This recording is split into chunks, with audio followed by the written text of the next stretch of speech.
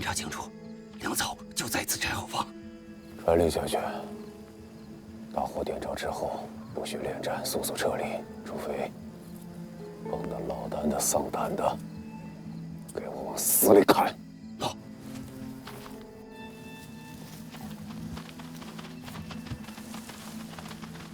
余下的分成2队，一队让到对面策应，听信号，动手。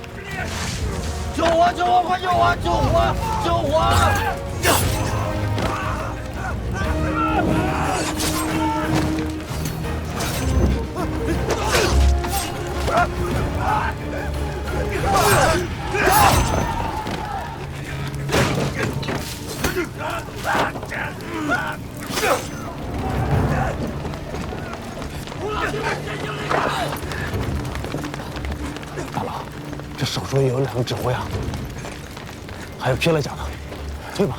不急，发力士了，就去拿了那条大鱼。走，哎，跟着大佬冲！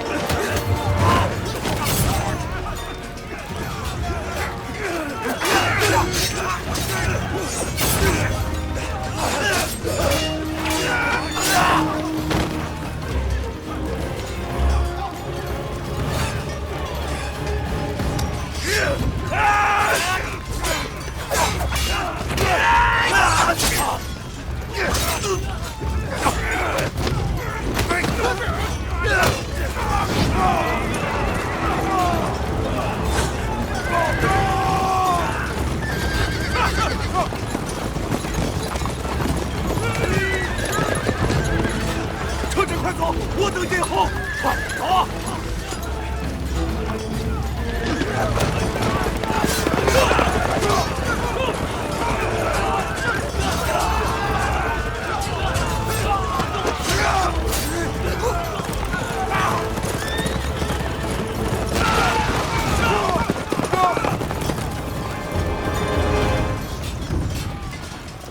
尔等男人甚是无趣，难怪杰里大夫不愿意陪你在这儿熬着，早早的回南再睡觉去了。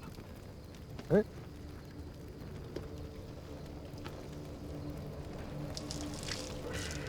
太尉，太尉，太尉，南战失火！什么？南战？将士们，多喝口酒，暖暖身子，壮壮胆儿啊！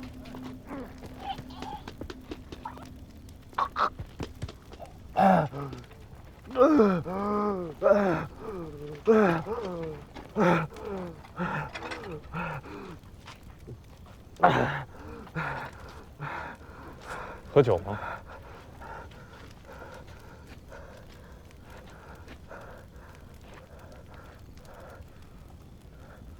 喝。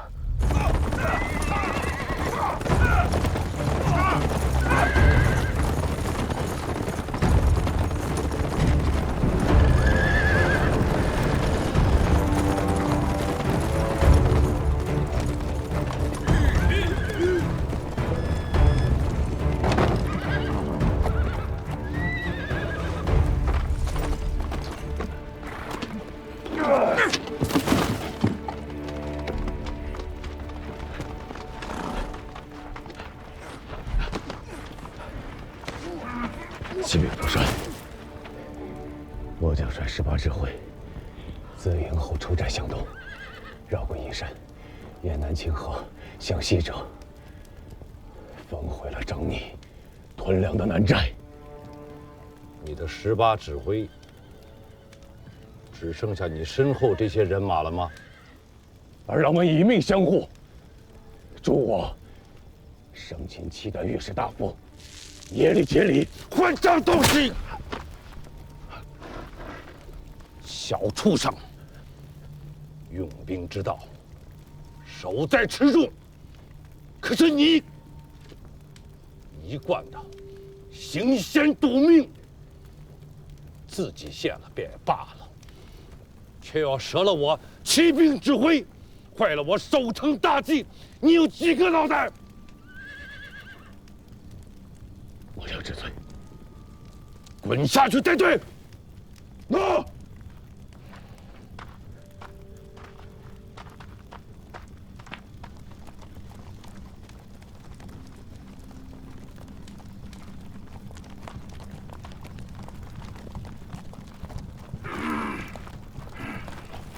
此人该如何处置啊？他是契丹贵族，除了令公，谁敢处置？我会亲自押解他进宫的。带下去。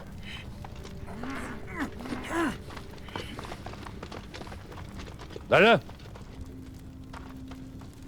在。这次多亏了大郎，给他撕一条羊腿，端一盆热汤过去。诺。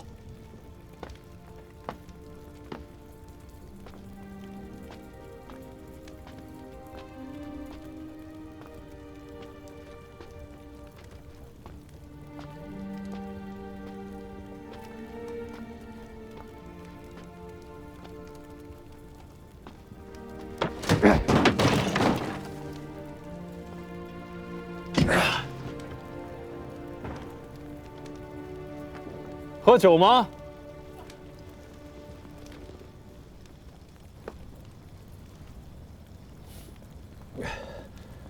潼关，赵匡胤，字元老，正是在下。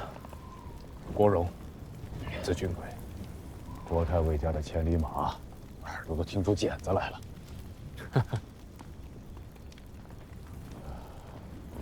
小司空不胜酒力吗？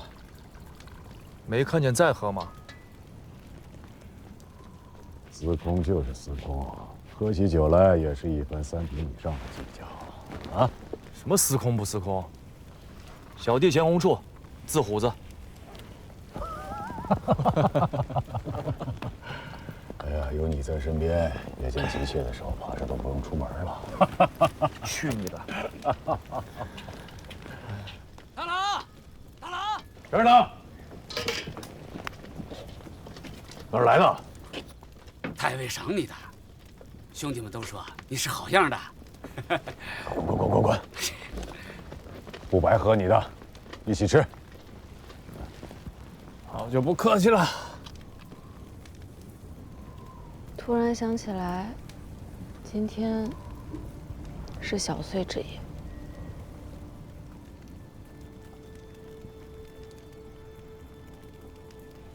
10年前的小岁，父王问我：“此生何所愿？”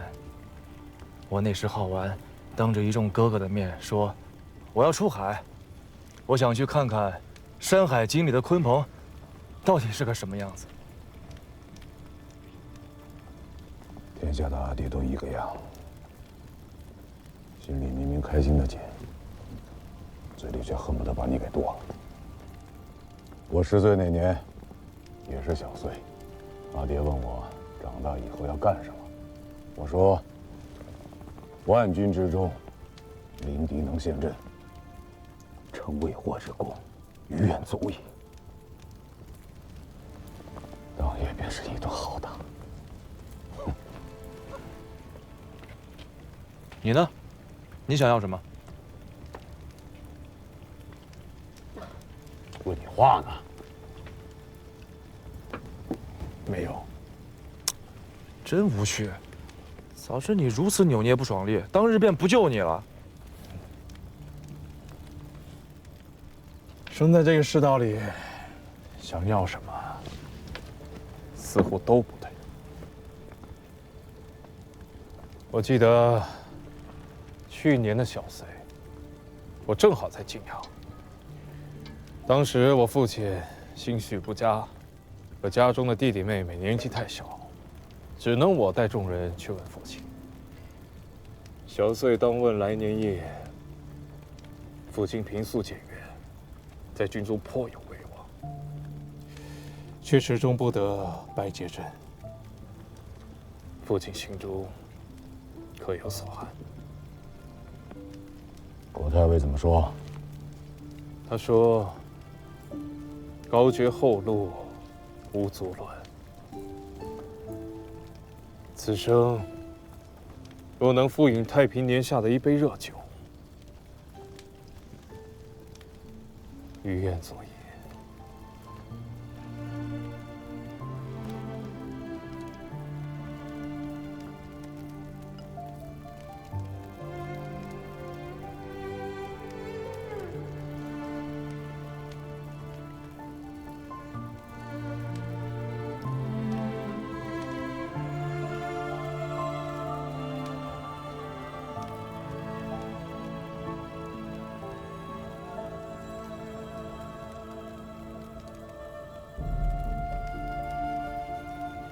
好美啊！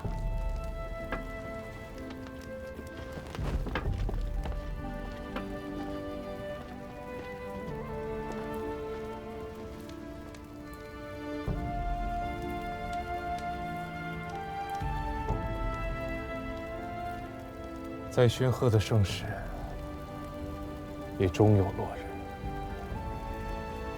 再不堪的乱世，也终会迎来日出。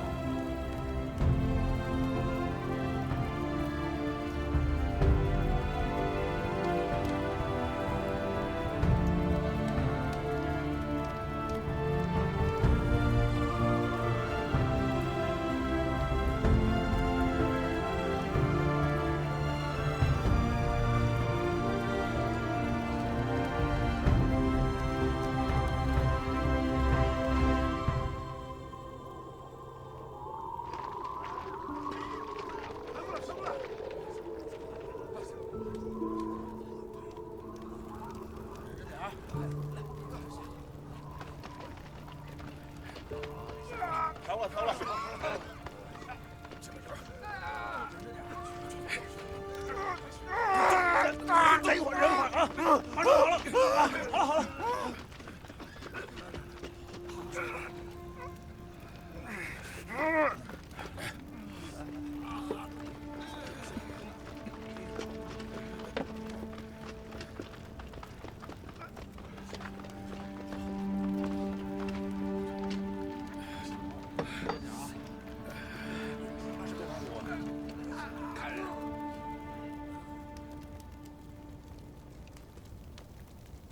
第10日了，只怕过了这个冬天，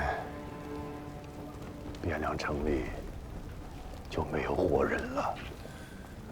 天寒地冻，守城固然艰难，可攻城的贼众只会更难。这话也不是这么说的。城墙可视，人心不可视啊。最初几日，凭着一腔义气热血，一番高绝后路，尚可支应。如今10日过去了，渭南多变，人之常情。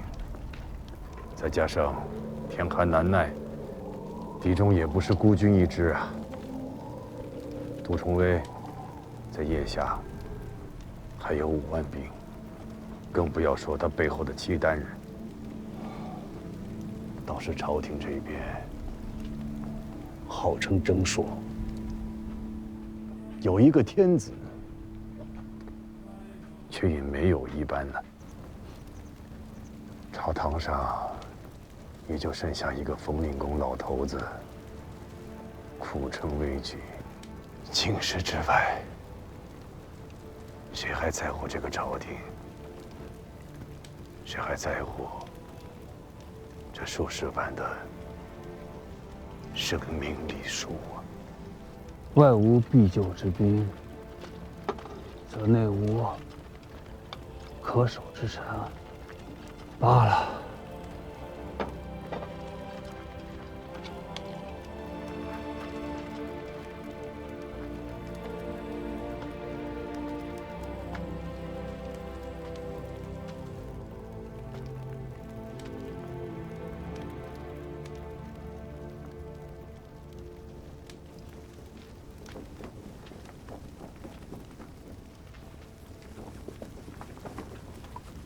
守了10日了，也不知道相公们议出什么章程没有。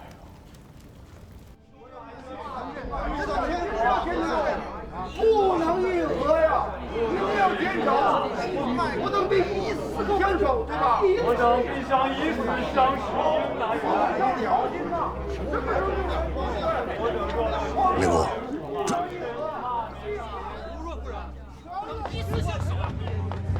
令公，令公，令公来了。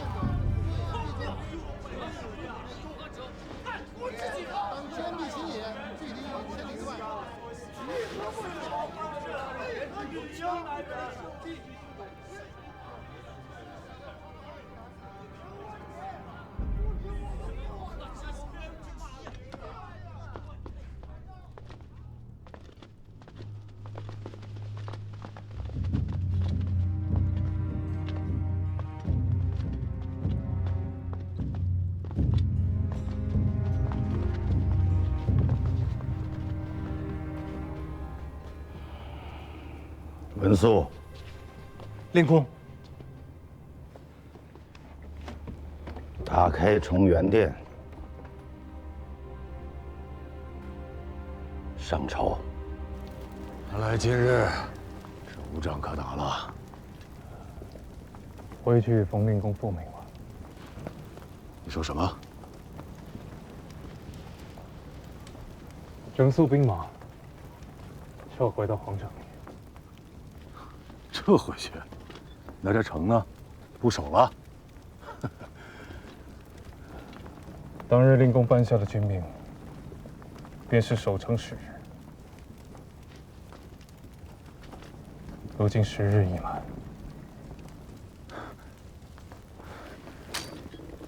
君贵兄，你是在与我说笑吗？元老，撤军吧。趁着现在张燕走到军队还未调动，带着弟兄们撤回到城里。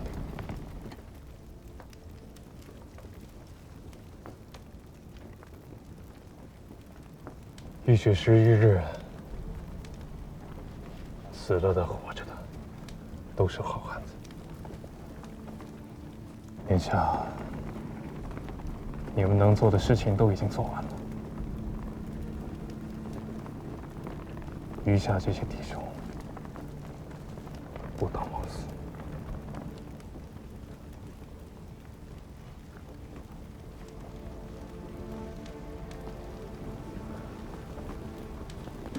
枉死！守城那一日，副帅给了我18个指挥，满编18个指挥，是2221人。如今只剩下800余人。你现在跟我讲他们不当枉死，拆军归拆军，你们真他娘的无耻！不会有援兵的。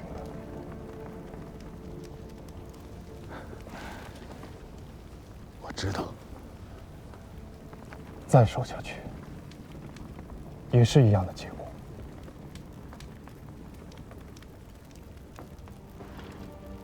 我知道，没有副帅的将令，此地便是某等葬身之处。太尉有令，全军撤回成都。回成功！太尉有令，全军撤回成功！太尉有令，全军撤回成功！大郎，咱就这么走了？娘的，走吧，这么窝囊，再打也打不动了。撤啊！那一开始就别让我来呀！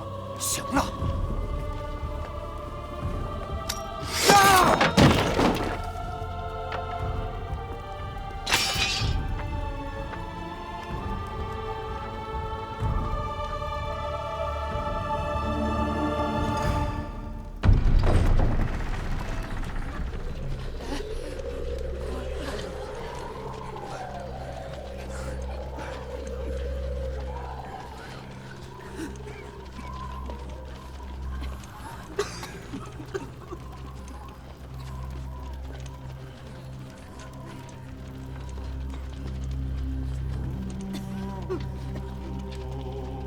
为契丹会同10年，岁次丁未元月，契丹大皇帝陛下制曰：请有皇王分尊北南，祭墓名誉，告谕四方。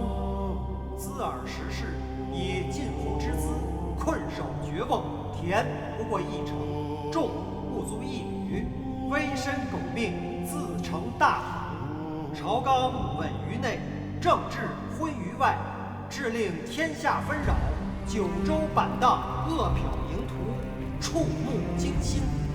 朕心敏测难安，唯念苍生之喘。欲解倒悬之机，南州赤子饥寒相望，不兴吊民之师，亲临夜变之间。期以扩清宇内，拯救斯民于水火之中。兹尔少君，荒靡失次，善计宗挑，辄敢抗尊，自起信端，冒渎纲纪，涂炭唐人。非尔所期，可自去尊号，迁居别业，贬为复义侯，以待明罪。以御史大夫耶律节里之东京汉儿司事，以右卫大将军张义军节度使张彦泽全东京留守，军国庶务亦应委之。汴州官变，亲卫将校宜听差遣，领遵军命。有作奸犯科、狂悖五上者，朕岂吝五行之诛哉！亲哉，勿负朕望，贤使之息。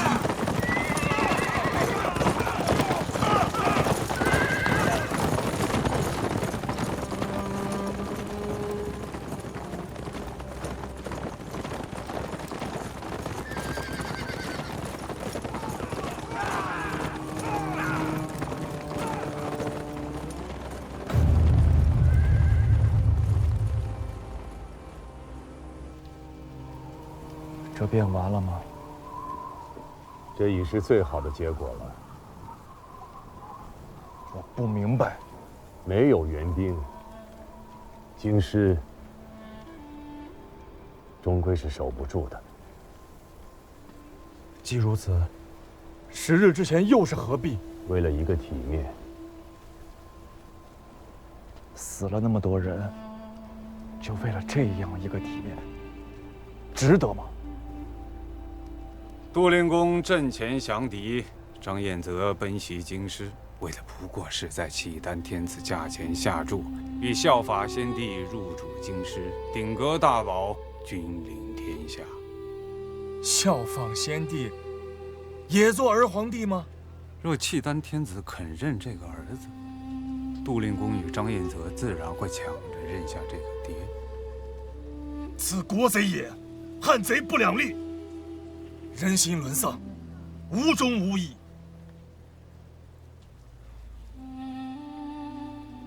在胜负面前，世人大多都会选择胜，而抛弃义。苍生社稷，忠孝节义，难道不是最无价的吗？这世上啊，真正无价的东西必是有的，只不过在这朝廷的大殿之上，任何东西都必然是有价格的，不能以价格相问的东西，根本不会出现在这朝堂之上。你若不算，你便不配站在这里。令公和相公是想看看如今这天下究竟有谁肯在大势已去的朝廷身上下注？北国势大，中原衰微，在大多数人眼中胜负已定。若让尊兄来选，是压朝廷，还是压契丹呢？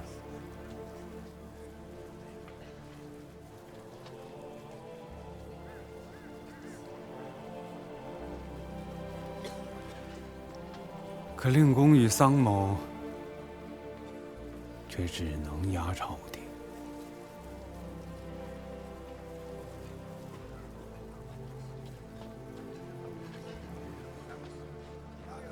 这10日之战，便是要告诉天下人，在此人心背离之际，依然还有人在压朝廷。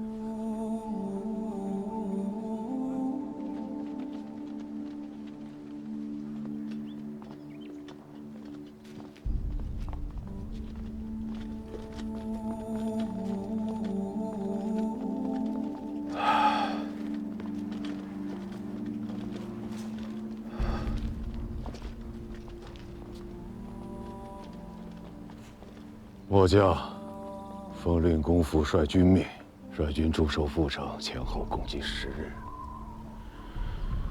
战没671人，战伤732人。现奉命归城，向令公与副帅交令。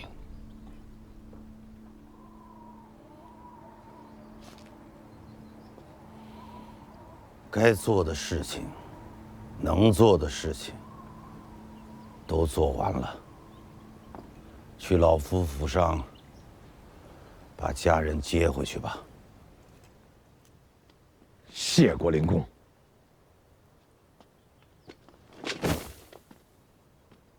末将殿前承旨，侍卫秦军第18指挥，中书门下堂后侍卫秦从官，待遇器械赵匡胤。恳请令公顾念军心，体恤褒奖战没战伤和有功士卒。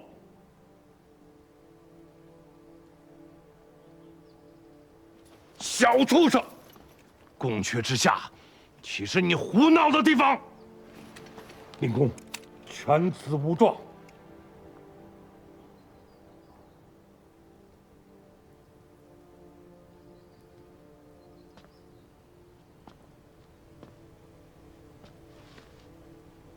拿来。令公要的是什么？战没有功将士名册，还未写好是吧？无妨，老夫等着。战没战伤的将士需要抚恤，有功的将卒需要褒奖。这即便是天真的塌下来了，也是要做的事。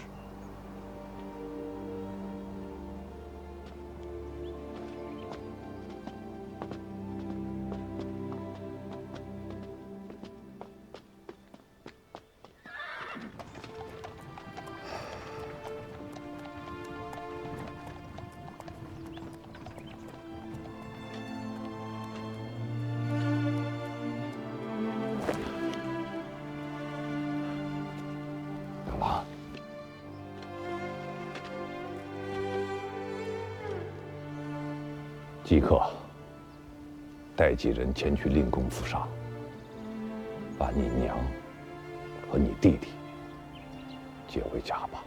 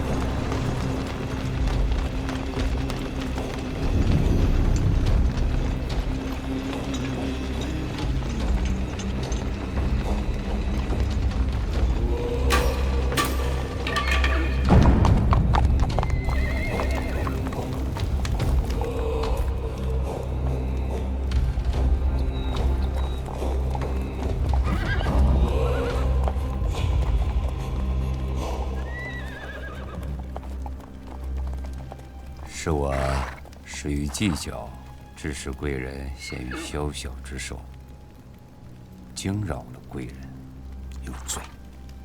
陛下的诏命里还有一件事，需你我去做。是了，要迁废帝于别宫。只是据某所知，这汴梁城里并无第二处宫室可居。便是，迁居开封府正衙便是。此事mau去办。京师这些穷酸做大，明知自家吃不上，却也不叫旁人去吃，坏了我与杜灵公的大事，也不至于他们竟有何好处。中军，末将在。张榜图形，全城缉拿细作郭荣。末将领命。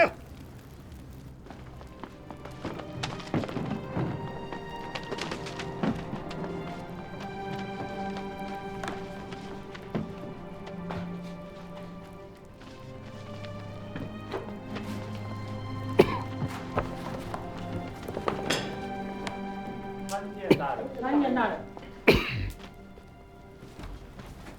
下官吕应参见上官。下官见过相公。相公驾临府衙，所谓何来？怎么？我不当来啊？相公说笑了。子平是清泰2年礼部侍第6名，我记得不错吧？正是。一榜进士寒窗10载，适鹤12年才做到了京师判官。乱世搓磨，也无过于此了。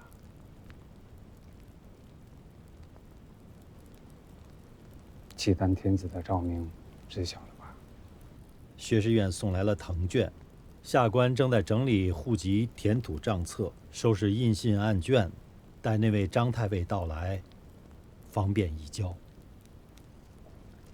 好，既然知晓了，那你听好。恭听相公君谕。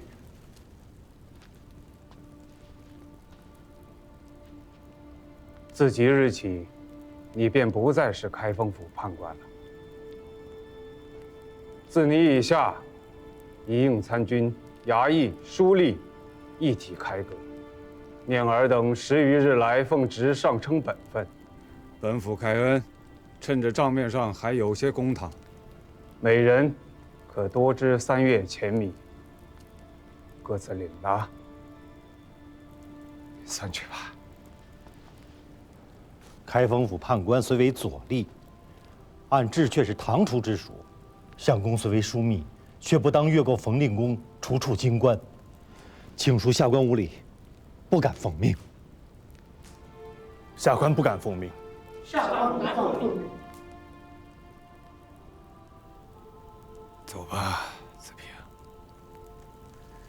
你还年轻，还有家人。相公，薛某不才，已知大难将至，却不敢牺牲狗命，以窥职守。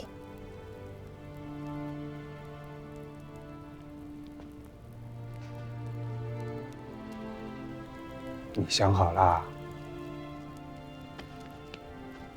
不过是一死而已。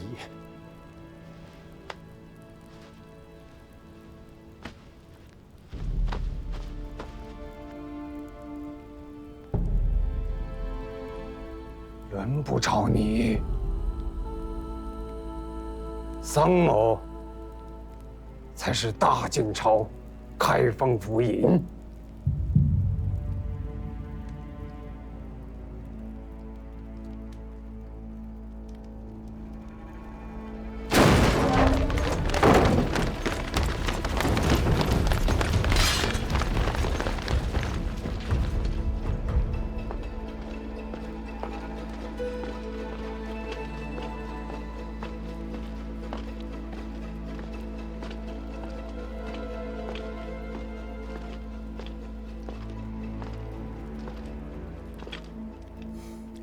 我倒是哪个大胆的错大，却原来是桑相公。你来的真慢啊！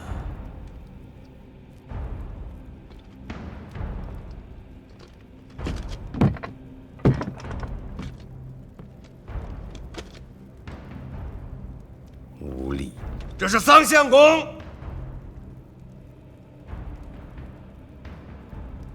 我奉契丹天子诏命，接管开封府衙。桑相公，你素来是识时务，想必不会阻拦。我这个开封府尹还在，你接管不了。送人不肯奉诏。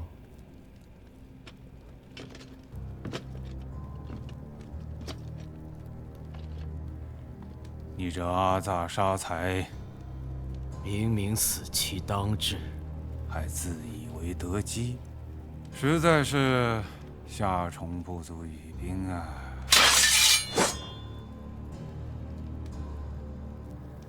少尉，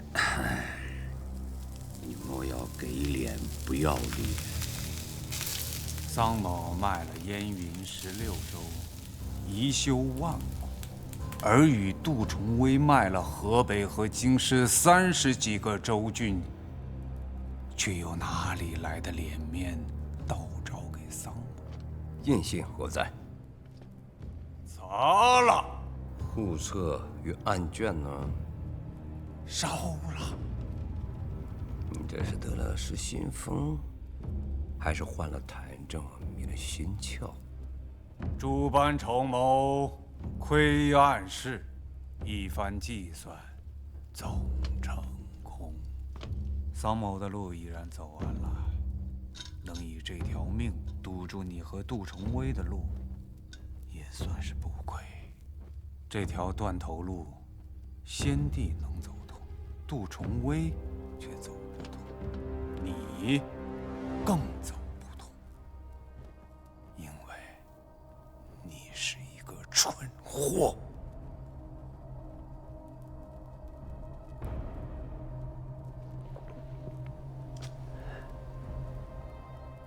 好，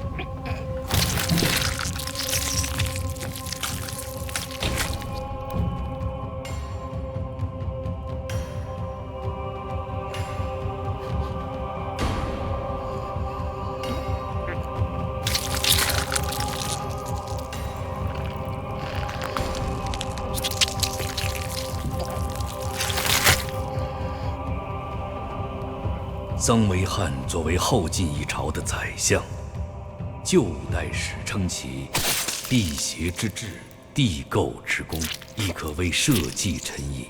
新五代史亦称灭唐而兴晋为汉之力也，其谋士之略、治政之能，也得到了时人的认可与推崇。然而，作为出卖燕云16州的直接责任人之一，也因此受到了后世儒家士大夫的严厉批判与鞭笞。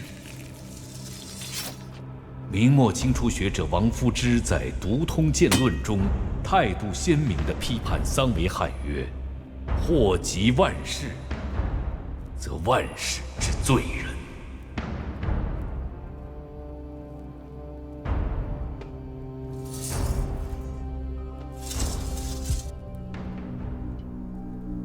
中军，末将在。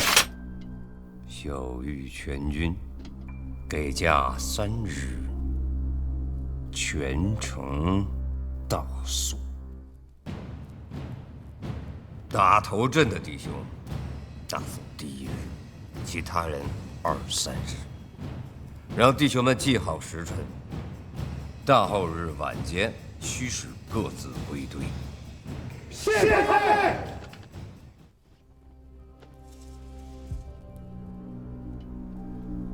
中军，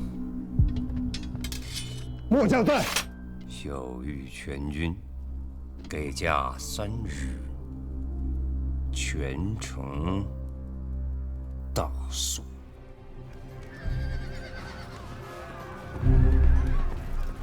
李公，那是羊肉街。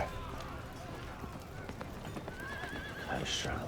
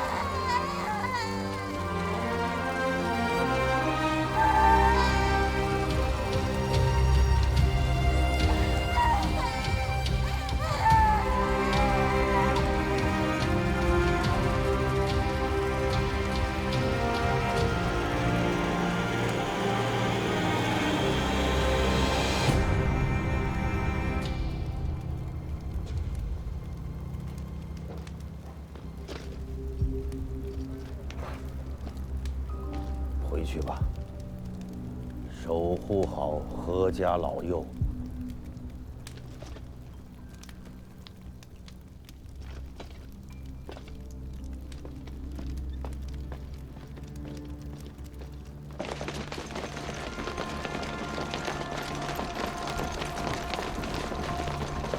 赵府，走。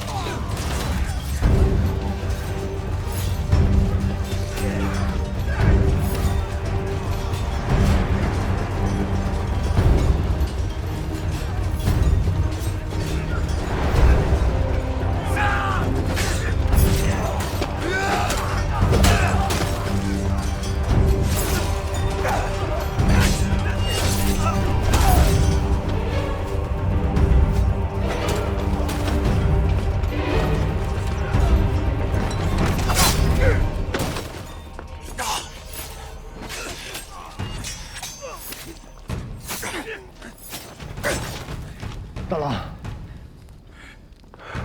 把这些人都拖到后面的坑里，再打些水来，把地上的血冲洗干净。埋了吗？不急，这才是第一步，今夜还长。动手！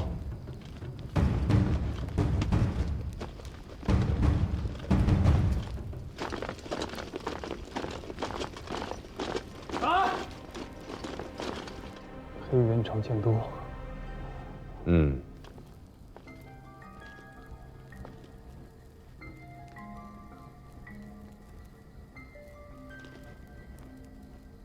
在。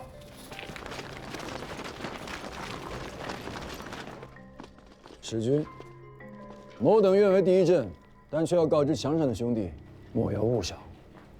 贼人没有了剑制约束，只不过就是乌合之众，攻进来倒是不可能，但是要提防他们纵火。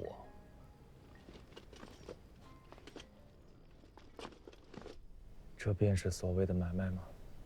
这是大事，无论是冯令公还是刘令公，都不能逆势而行。桑相公与我说明了那许多，可我还是不大明白。其实桑冯诸公这10日来的作为，是在告诉契丹天子，这中原天子谁都能做，唯独杜重威和张燕则做不得。因为中原之地不需要再有第2个八皇帝。使君来了，好，击鼓，诺。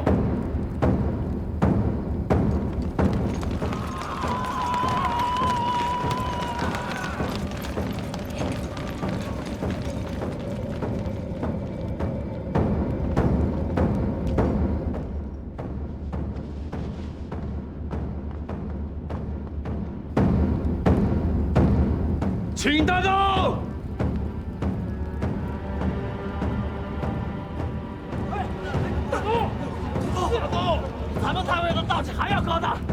城上有伏兵，哎，都是弓箭，最少30多张。我大一柱是天才富贵，莫放手了，兄弟们，上！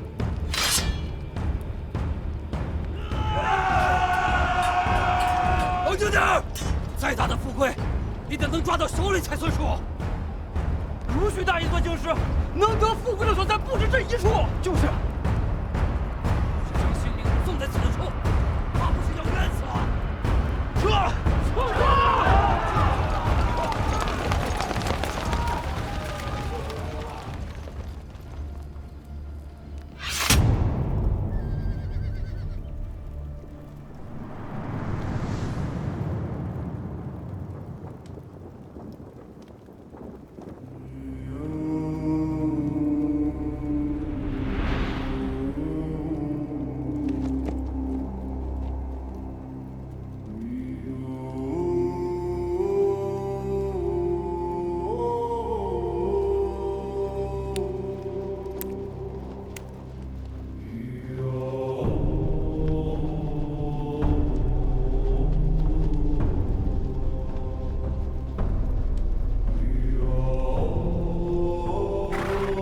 令公，这是何意？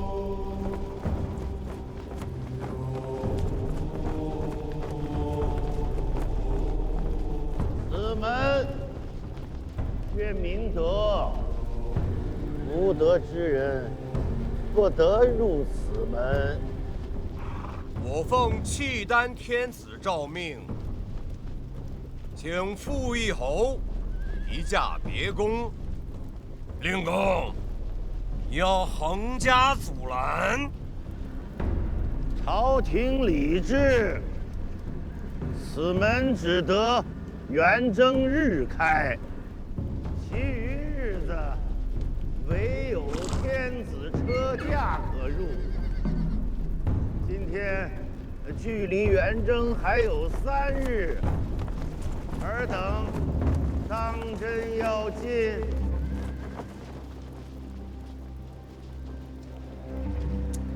哎，纵使此门不得入，一公之事，势在必行。望冯公莫要忤逆抗旨，自然祸端。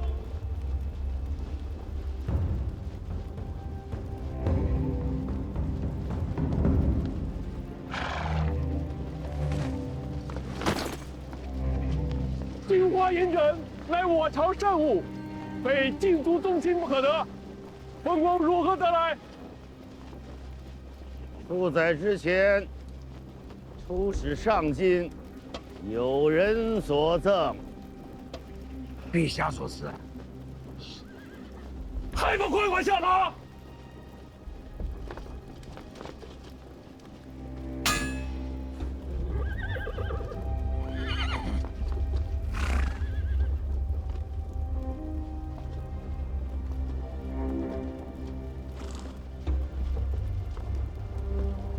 尔等带着这许多兵来，欲将我家天子移驾何处？天子，请你家傅义侯暂居开封府衙，以待天子驾临。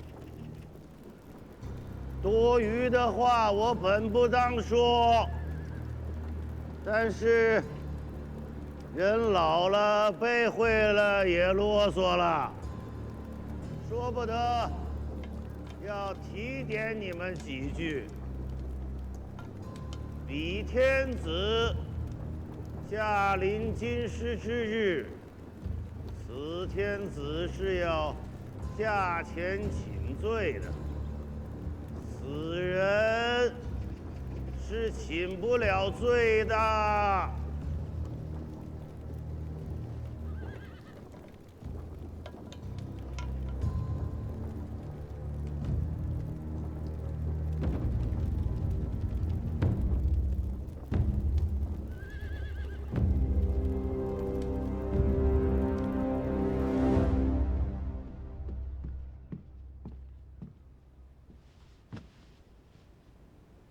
请官家更衣。侯爵是从三品，降沙符，通天冠，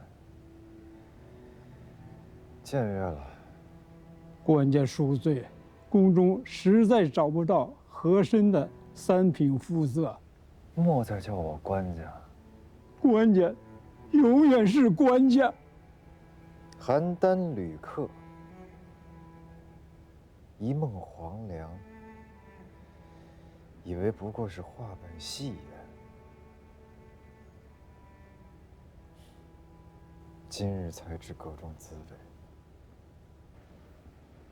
也罢了，就穿这身衣服便是。朕的黄粱饭熟了。自此天下再无大戒。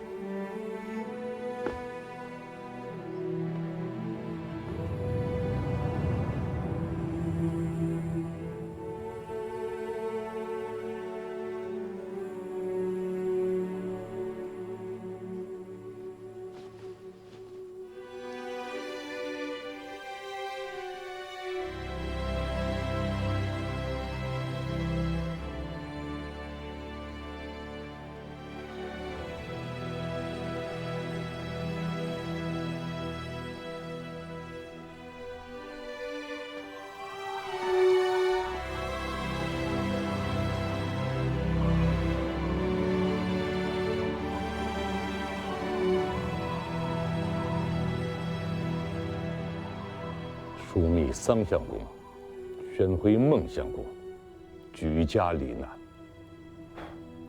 阁门使高勋的叔父幼弟，于昨夜死于病灾，暴尸街头。相国寺痴情大和尚也被乱军所害，连同在寺内避祸的1000余僧俗，无一人幸免。10日来，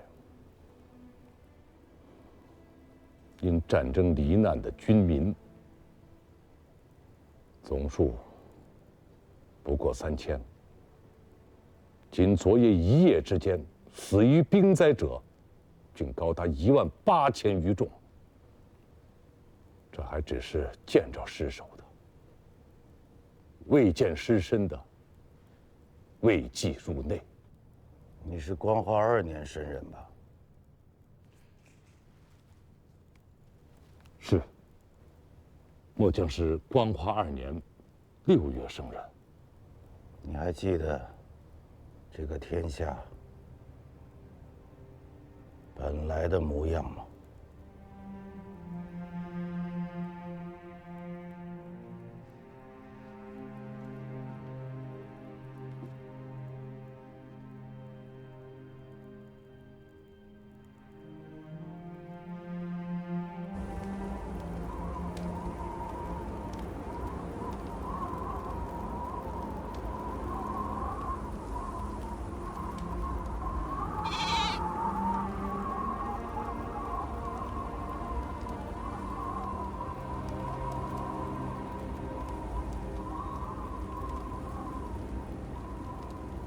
老儿倚老卖老，咱们就这么由着他。此人惯会弄吃作态，释放了这许多天子，罪为3朝元老，谁也奈何不得他，可谓是不知死。此人与陛下有所旧议，唯有陛下可处置之。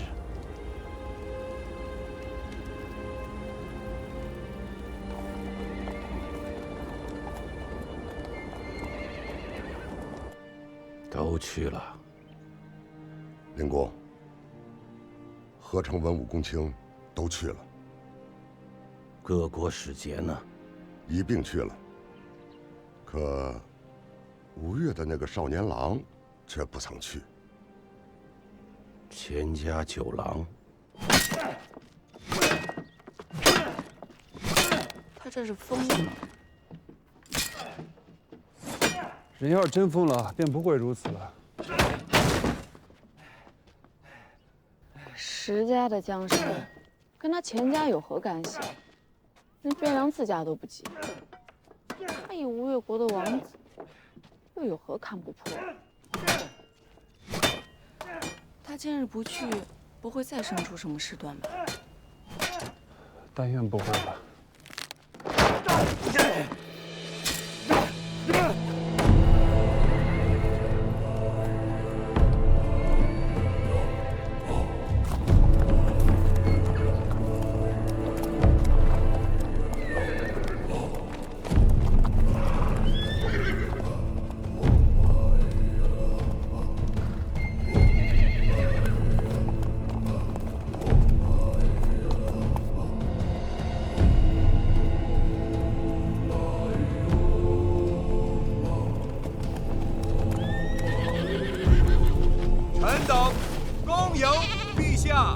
罪臣孙南重贵，恭迎温皇。温皇千万岁寿。罪妇李氏恭迎父皇，父皇千万岁寿。臣恭迎陛下，陛下千万岁寿。令公何在？启奏陛下，南朝京师内，6品以上文武悉在此恭迎陛下。朕没问谁来了，朕问的是谁没有来。太尉中书令燕国公冯道，显教司空吴越国内衙兵马都指挥使、大元帅府长书记钱弘处称病未至。冯令公，朕是知道的。这钱弘处，朕未曾听过。吴越偏比小王，言之有辱陛下倾听。此人春秋几何？臣闻吴越王钱元贯诸子以红字叙事，年纪应该不大。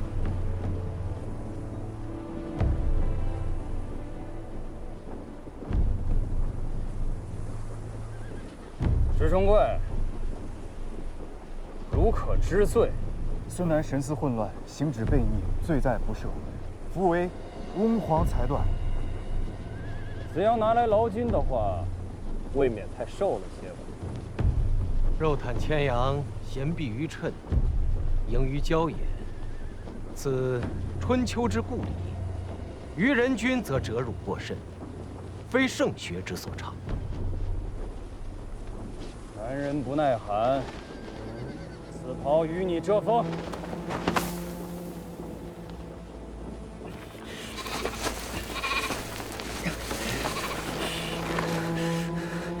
孙楠不孝，冒渎温皇天威，前罪未论，又蒙恩赏，罪臣惶恐无地，敏感五内。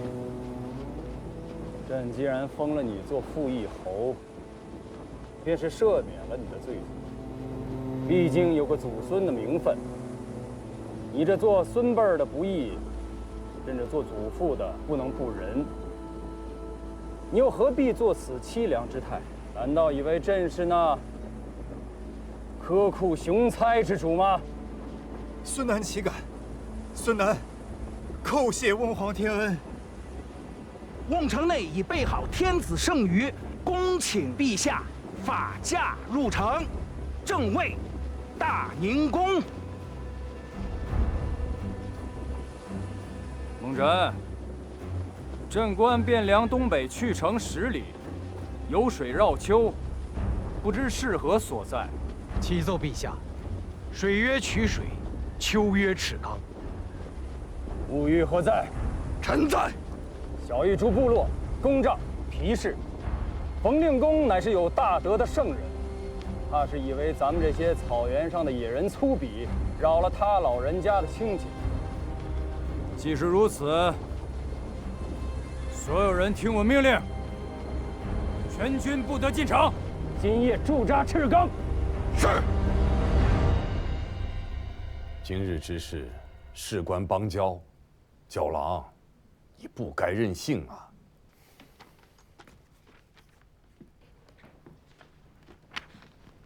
一字萧关起战臣，河黄隔断忆乡春。汉儿尽作胡儿语，却向城头骂汉人。这是前朝奈汝居士的诗。司空图一介吃完老儒，无钱无兵，尚且不肯向朱全忠低头啊。而我吴越，纵横12军州，带甲10余万，便这样，就向契丹俯首称臣，岂不为天下人所笑？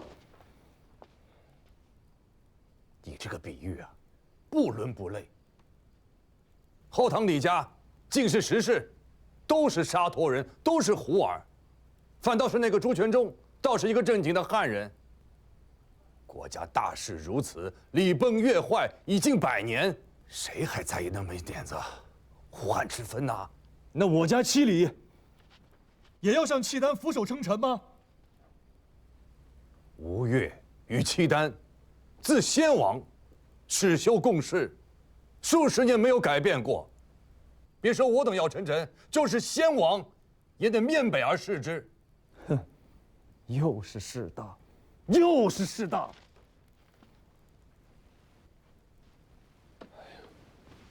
九郎，这是吴越国事，不是小孩子闹义气的时候。难道冯令公也是小孩子闹义气吗？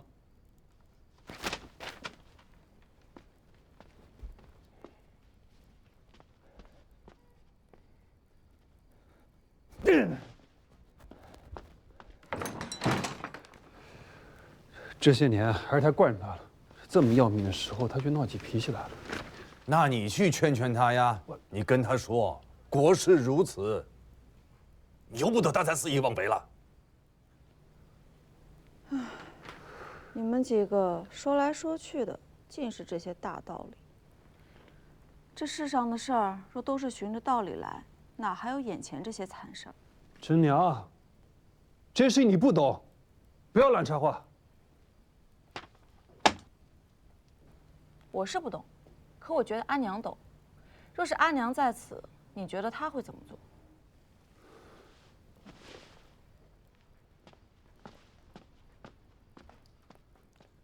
喝不喝茶？喝。令公何苦于此事闹义气？谁说我在闹义气？桑相公罹难，令公心中悲愤。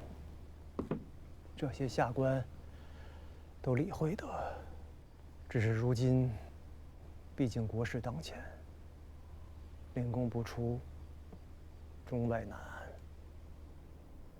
我们这一辈人哪有闹义气的福分？你以为桑相公在开封府砸了印信，烧了户册，当堂怒斥张彦泽，是在闹义气？难道不是？活人才有义气之争。我和桑国乔10年前便已是死人了，死人哪有什么义气之争？张彦泽的中军，近几日有何人去走动？公卿府上都有走动。何人亲自前往？或遣仆役，或知厚礼，亲身前去的确实没有。他今夜于衙中置酒，便请朝中公卿文武，无一人赴宴。桑国乔死得好。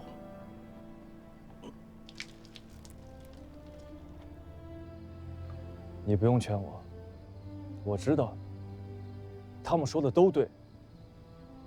你也不用在这儿陪着我，我在这儿做乏了，便下去睡了。我也不用人伺候。你好大的颜面，谁是来伺候你的？不想去便不去，谁还能真的逼你不成？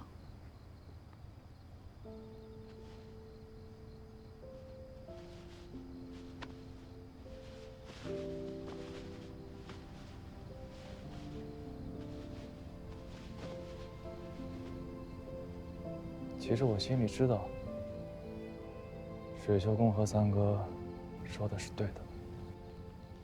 这是国事，国事就要循着国事的规矩、法度，容不得谁肆意任性。可我就是想不通，这天下的大事，怎么就到了这般地步？仁义没了。纲常也没了。昨日里还活得好好的人，说死就死；昨日里还是天子的人，如今牵着羊，披着发，跪在尘埃里，任人羞辱，任人踩踏。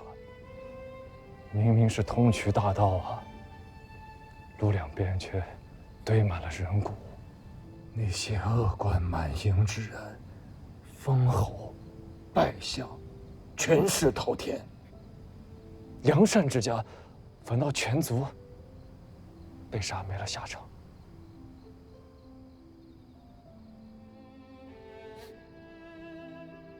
水秋公说这是国事，三哥也说这是国事，可我就是想不明白，什么样的国事，能叫是非都颠倒了，善恶都翻转了？狗屁国事！俊义桥街、西角楼大街这4个街口得派人把守，随时警示。我们会在俊义桥下的河道里更换衣着服色，然后从南面的角门潜入进去。脱身的船只务必要藏好，那可是弟兄们唯一的退路，不能有半点闪失。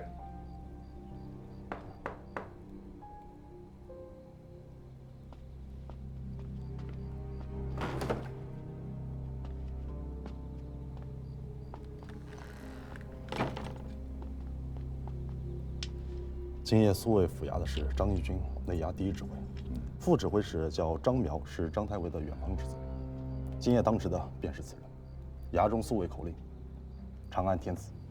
我们共有181名死士，对面是府衙内一个整编的指挥。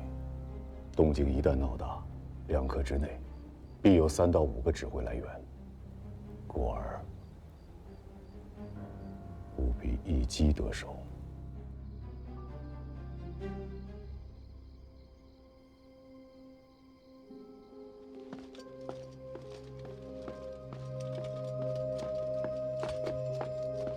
站住！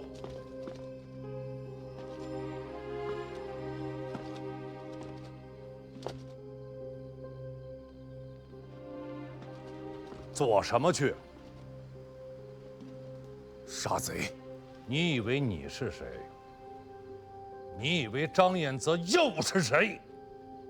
一个多少次从死人堆里爬出来的人，又岂能在你这条又浅又薄的小河沟里一脚跌死？国事如此，尽力而为有错吗？国事？你也配言国事？押上来！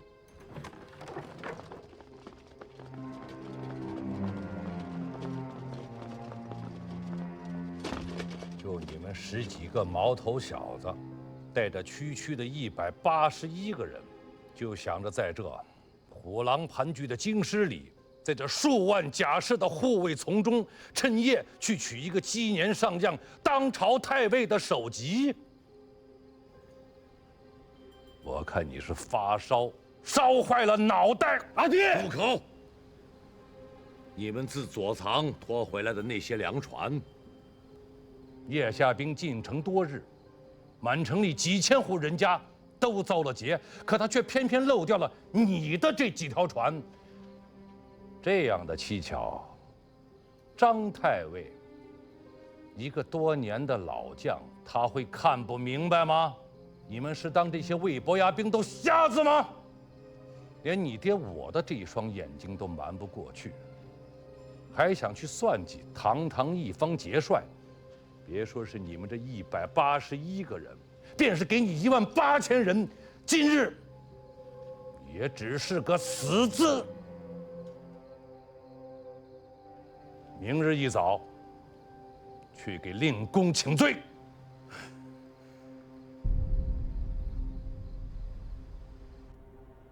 起来，起来！跑出门就可以回家。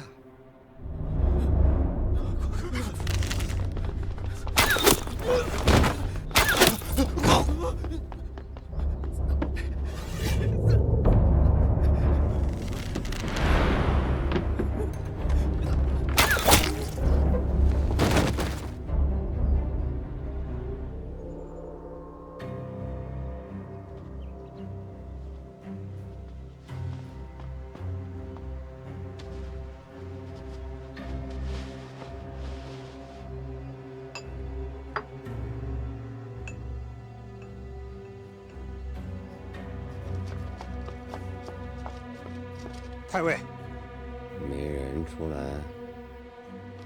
盯了整整1夜，赵红英家无一人出府，清军侍卫和步军衙那边也没有动静。船呢？那几条粮船还在曹门的水门下，无人来取。罢了。白日间那个穿青色衫子的媳妇儿是谁来着？楚国夫人丁氏。今日午间之酒，叫她出来陪一下。太尉，楚国夫人是皇长子的生母。此间只有傅义侯，哪里来的皇长子？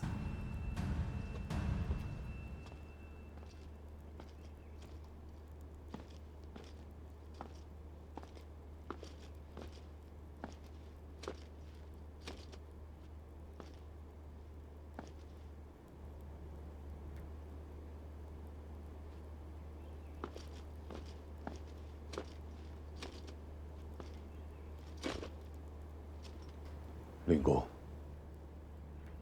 回来了。既然还活着，便做事吧。随你守卫府城10日的战没伤残之将士，尚未得抚恤；有功的将佐军卒，亦不曾褒奖。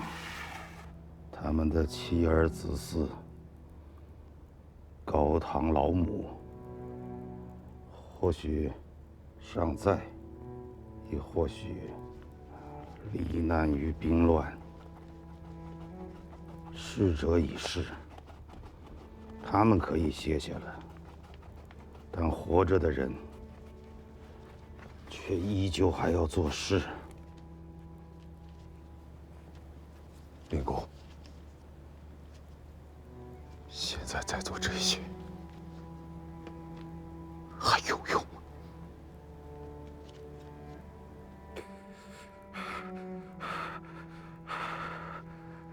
后生，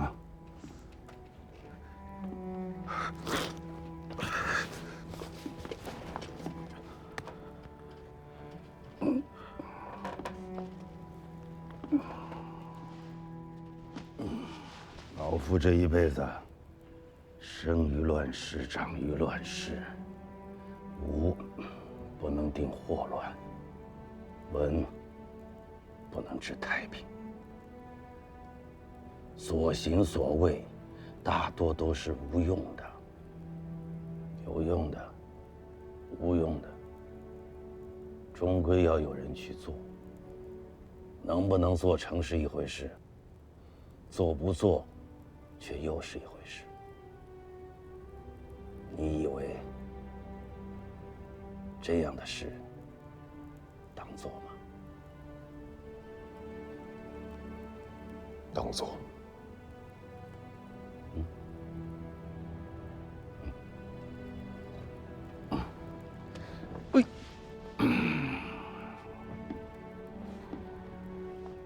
当做则做。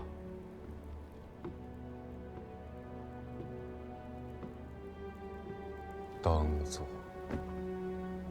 则做。哎呀！主任来了！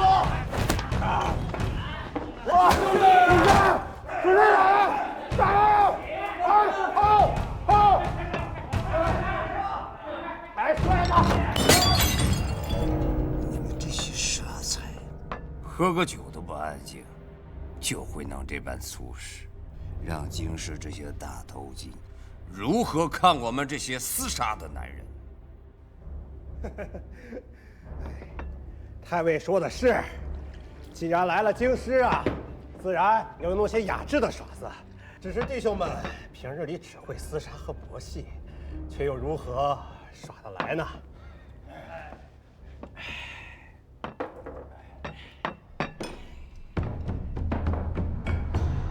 上去啊！看不见我们，上去！老子把你上去！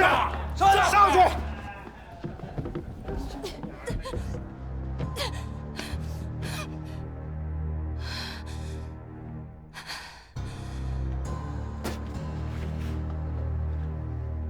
我们都是粗人，实在弄不来雅事。夫人久居宫禁，侍奉君王之侧，想必才艺、颜色俱有所长，不妨显露一二，让弟兄们开开眼。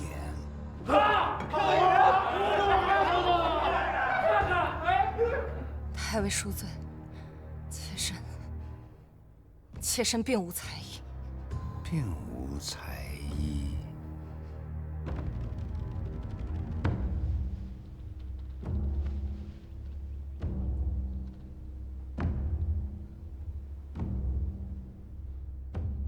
无妨，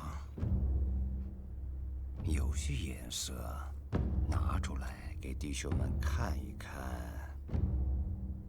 也是高兴事。咋了？不愿意给军中弟兄们面子？妾身愚钝，不知道太尉和众位将军看何颜色？这有何难？夫人，在宫禁之内，床子之间，与傅义侯兄弟看何等颜色？今日便给弟兄们看何等颜色！